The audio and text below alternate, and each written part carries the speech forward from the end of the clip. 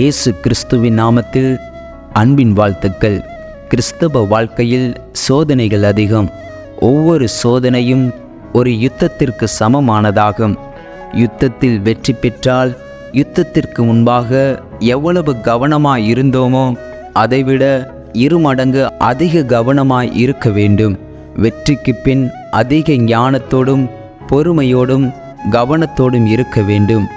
வெற்றி களிப்பில்தான் பெருமையான எண்ணங்கள் நம்மை கீழே விழ வைக்கும் ஒரு மறைவான கண்ணி என்றும் இந்த பெருமையை கூறலாம்.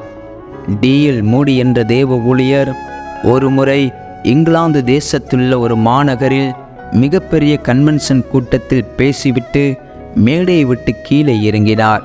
படிக்கட்டை தாண்டியதும் ஒரு நபர் விரைந்து வந்து மூடியின் கையை குலுக்கி, இன்று மிக பிரமாதமாக பேசினீர்கள் என்று பாராட்டினார். உடனே மூடி, இன்று என்னை பாராட்டும் 2வது நபர் நீங்கள் என்றார். அந்த நபர் குழம்பி போய், தனக்கு முன் எவரையும் காணாததினால் எனக்கு முன்னால் உங்களை பாராட்டியது யார் என்றார்.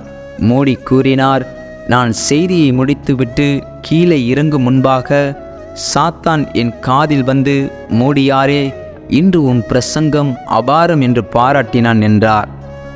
மூடி பிரசங்கியாருக்குள் பெருமை என்ற பாவத்தை நாசுக்காக புகுத்த சாத்தான் எடுத்த தந்திரத்தை பாருங்கள்.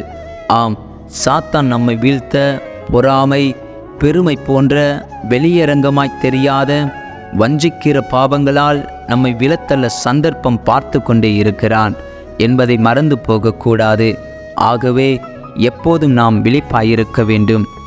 தேவன் பெருமை உள்ளவர்களுக்கு எதிர்த்து நிற்கிறார், தாழ்மை உள்ளவர்களுக்கோ கிருபை அளிக்கிறார் என்று சொல்லி இருக்கிறது.